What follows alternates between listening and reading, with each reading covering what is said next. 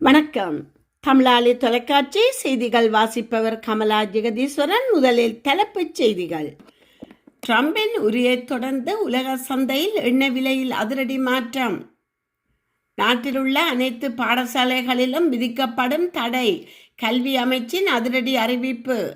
நபர் ஒருவரின் வங்கி கணக்கில் இருந்த பல கோடி ரூபாய் பறிமுதல். தமிழர் உரிமைகள் பெருமன்றின் வட அமெரிக்காவுடனான பதிவிட பிரதிநிதி நியமனம். இந்தோனேசியாவில் பாரிய நிலநடுக்கம், சுனாமி எச்சரிக்கையும் விடுப்பு. தெஹ்ரானிலுள்ள முன்னாள் அமெரிக்க தூதரகம் மீது தாக்குதல். புற்றுநோய் சிகிச்சையில் ரஷ்யா உருவாக்கிய புதிய தடுப்பூசி. ஹோர்முஸ் நீரிணை திறக்காது, ஈரான் கடும் எச்சரிக்கை. அமெரிக்காவிடம் போர் நிறுத்தம் கோரவில்லை. கனடாவில் இருந்து இலங்கைக்கு நாடு கடத்தப்படவுள்ள தமிழர். இனி தொடர்கிறது விரிவான செய்திகள். உலக சந்தையில் கச்சா எண்ணெய் விலை மீண்டும் அதிகரித்துள்ளது. அமெரிக்க ஜனாதிபதி டொனால்ட் ட்ரம்ப் ஈரான் தொடர்பாக வெளியிட்ட கருத்தை தொடர்ந்து எண்ணெய் விலையில் மாற்றம் ஏற்பட்டுள்ளது. முக்கிய கடல் வழி பாதையான ஹோர்மோஸ் நீரிணையில் நிலவும் தடைகள் விரைவில் நீங்கும் என்ற எதிர்பார்ப்பு ட்ரம்பின் உரையின் மூலம் தகர்த்தப்பட்டதே இதற்கு காரணமாகும். ஜனாதிபதி உரையை தொடங்குவதற்கு முன்னர் ஒரு பீப்பாய் பிராண்ட் கச்சா எண்ணெயின் விலை $100 காணப்பட்டது. உரையின் போது விலையில் ஏற்ற இறக்கங்கள் ஏற்பட்ட போதிலும் இறுதியில் அது சுமார் 4% அதிகரித்து தற்போது ஒரு பீப்பாய் $105.38 உயர்ந்துள்ளது. உலகின் மொத்த எரிசக்தி தேவையினர் சுமார் 20% இந்த குறுகிய கடல்வாழி பாதை ஊடாக கொண்டு செல்லப்படுவதால் இது உலக பொருளாதாரத்துக்கு மிகவும் முக்கியமானது. ஆட்சி மாற்றம் அல்லது ஈரானின் உட்கட்டமைப்புகளை அழிப்பது குறித்து ட்ரம்ப் விடுத்த கடுமையான எச்சரிக்கைகள் விநியோக சங்கிலிக்கு மேலும் அச்சுறுத்தலாக அமையும் என முதலீட்டாளர்கள் அஞ்சுவதே இந்த விலை உயர்வுக்கு காரணம் என பொருளாதார ஆய்வாளர்கள் சுட்டிக்காட்டுகின்றனர். நீர்கொழும்பு போலீசாரினால் கைது செய்யப்பட்ட போதைப்பொருள் கடத்தல்காரர் ஒருவரிடம் நடத்தப்பட்ட விசாரணையில் 2 தனியார் வங்கிகளில் 8 கோடி ரூபாய் வைப்பு செய்யப்பட்டமே கண்டுபிடிக்கப்பட்டுள்ளது. குறித்த கடத்தல்காரரிடம் இருந்து போதைப் பொருட்களை பெறுவதற்காக அவரது முகவர்கள் இந்த பணத்தை வைப்பு செய்ததாக நீர்கொழும்பு போலீஸ் பிரிவின் மூத்த அதிகாரி ஒருவர் தெரிவித்துள்ளார். இந்த போதைப்பொருள் முகவர்கள் நாளாந்த அடிப்படையில் போதைப் பொருட்களை விநியோகித்து வருவதாக போலீசார் குறிப்பிட்டுள்ளனர். நாடு முழுவதும் போதைப் பொருட்களை விநியோகிக்க இந்த கடத்தல்காரருக்கு உதவிய 4 பேரை கைது செய்வதற்கான விசாரணைகளை போலீசார் தொடங்கியுள்ளனர். ஈழத்தமிழர் உரிமைகள் பெருமன்றின் ETRA வட அமெரிக்காவுடனான பதிவிட பிரதிநிதியாக துரைராசா கஜேந்திரனை நியமித்துள்ளதாக ஈழத்தமிழர் பெருமன்றம் அறிவித்துள்ளது. அது வெளியிட்ட ஊடக அறிக்கையிலேயே இவ்வாறு குறிப்பிடப்பட்டுள்ளது. ஈழத்தமிழர் தாயகத்தில் நீண்ட காலமாக செயற்பட்டு வந்த ஊடகவியலாளரும் குடிசார் சமூக செயற்பாட்டாளரும் ஆசிரியருமான துரைராசா கஜேந்திரன் ETRAயின் வட அமெரிக்கா தொடர்பாளராக நியமிக்கப்பட்டுள்ளார் என்பதை கனடா அமெரிக்கா வாழ் ஈழத் தமிழர்களுக்கும் அவர்களது அமைப்புகளுக்கும் ஊடகங்களுக்கும் அறியத் தருகின்றோம். யாழ்ப்பாணம் மாவட்டம் மானிப்பாயைச் சேர்ந்தவர். முல்லைத்தீவு மாவட்டம் புதுக்குடியிருப்பை வாழ்விடமாக கொண்டவர். 2023ஆம் ஆண்டில் இருந்து கனடாவில் வசித்து வருகிறார்.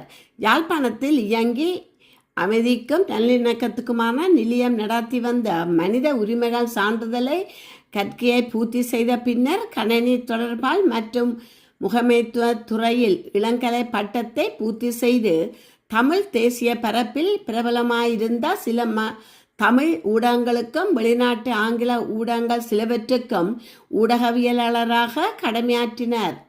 இவர் யாழ் பல்கலைக்கழகத்தில் பட்ட படிப்பின் பின்னர் கல்வியியல் துறையில் தனது கற்கையை தொடர்ந்த வண்ணம் தீபகத்திலும் வன்னி நிலத்திலும் ஈழத்தமிழர் தேசியம் சார்ந்த குடிசார் சமூக செயற்பாடுகளில் தன்னை ஈடுபடுத்தி வந்துள்ளார். 2026 திருவோணமலை பிரகடனம் இறுதிப்படுத்தப்பட்ட முன்னதாக வட அமெரிக்காவில் வாழும் தமிழர்களுக்கும் அவர்களது நட்புறவுகளும் தமது கருத்துக்களை ETRA வட அமெரிக்கா வதிவிட பிரதிநிதி ஊடாக உங்கள் அனைவருக்குமான தாயக குடிசார் நிறுவனமாக கட்டமைக்கப்பட்டு வரும் ETRA நிறுவனத்துக்கு அறிய தருமாறு வேண்டுகின்றோம் என்றுள்ளது. கிழக்கு இந்தோனேசியாவின் தெர்னேட் நகரத்துக்கு அருகே வடக்கு மொலுக்கா கடலில் 7.4 ரிக்டர் அளவிலான நிலநடுக்கம் ஏற்பட்டுள்ளது. ஆரம்பத்தில் அமெரிக்கா புவியியல் ஆய்வு மையம் USGS இதனை 7.8 ரிக்டர் என பதிவு செய்துள்ளது.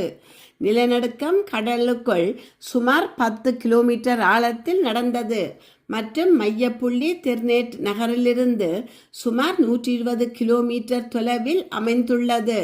இதன் பின்னர் அருகிலுள்ள தீவுகளுக்கு சுனாமி எச்சரிக்கை விடுக்கப்பட்டுள்ளது. நிலநடுக்கத்தால் ஏற்பட்ட பாதிப்பு மற்றும் தீவுகளின் பாதுகாப்பு நடவடிக்கைகள் தொடர்பான தகவல்கள் அறியப்படவில்லை.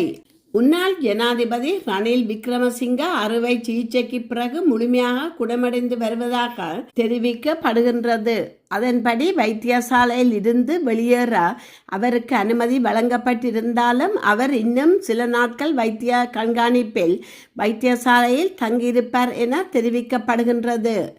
இருப்பினும் சிங்கள புத்தாண்டுக்கு பிறகு ரணில் விக்ரமசிங்க இலங்கை திரும்ப வேண்டும் என்று பலர் பரிந்துரைத்துள்ளனர்.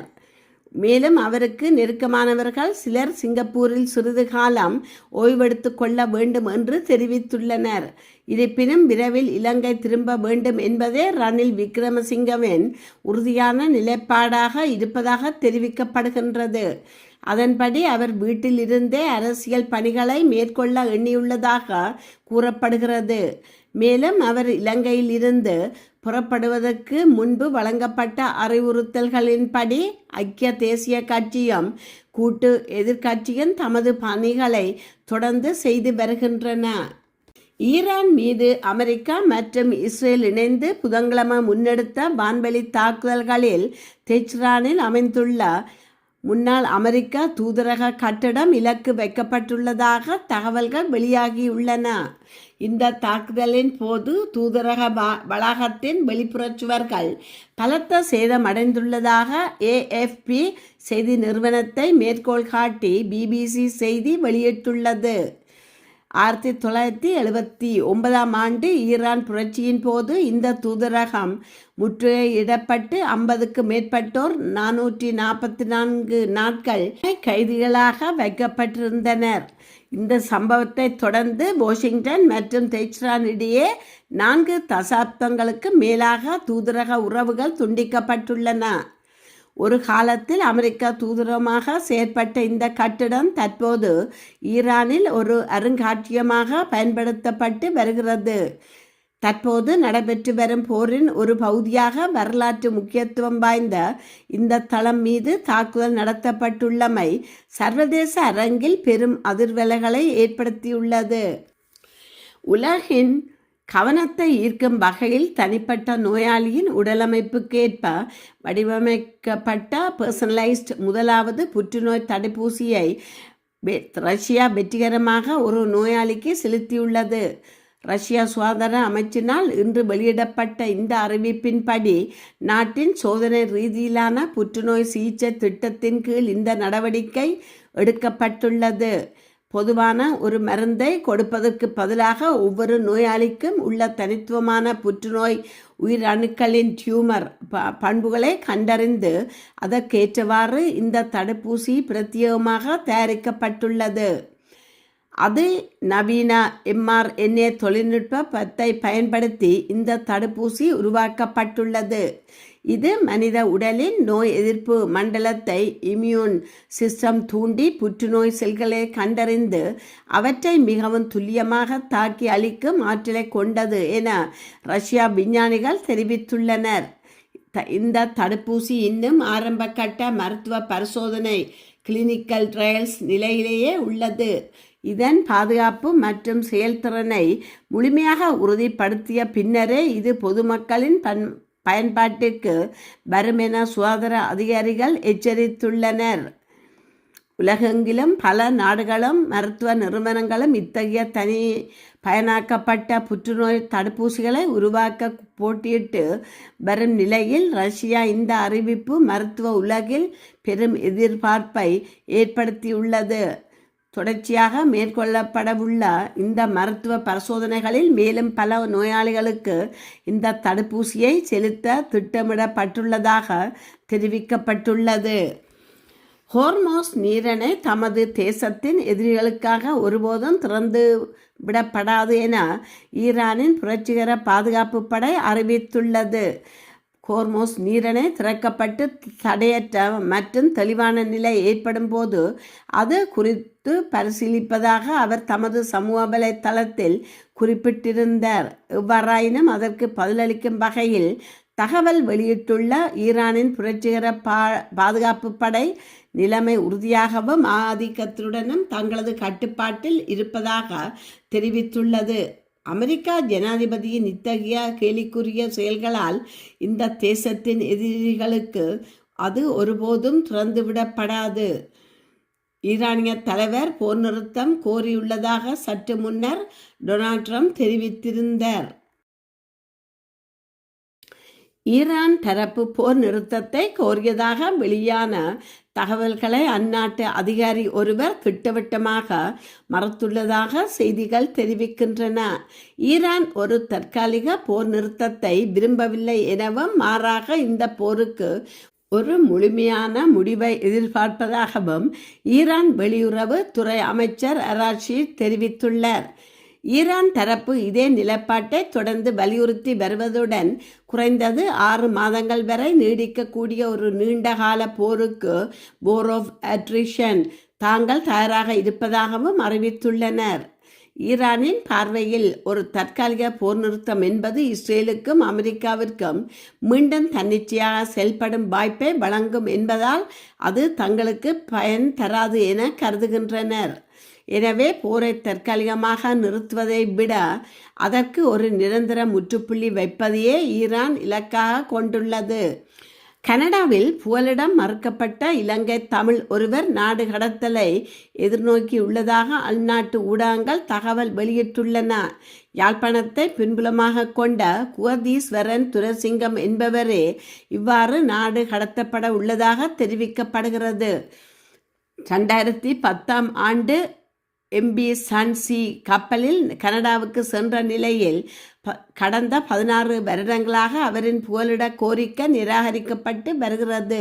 திட்டமிட்ட வகையில் அவரின் புகலிட கோரிக்கையை நிராகரிக்கும் நோக்கில் போலியான ஆவணங்கள் இணைக்கப்பட்டுள்ளதாக பாதிக்கப்பட்டவர் சார்பில் முன்னிலையாகிய உள்ள சட்டத்தரணி தெரிவித்துள்ளார். தற்போது மன ரீதியாக பாதிக்கப்பட்டுள்ள குவதீஸ்வரனை எதிர்வரும் 16ஆம் தேதி நாடு கடத்துவதற்கான ஏற்பாடுகளை கனடிய குடிவரவு அமைச்சு மேற்கொண்டு வருகிறது.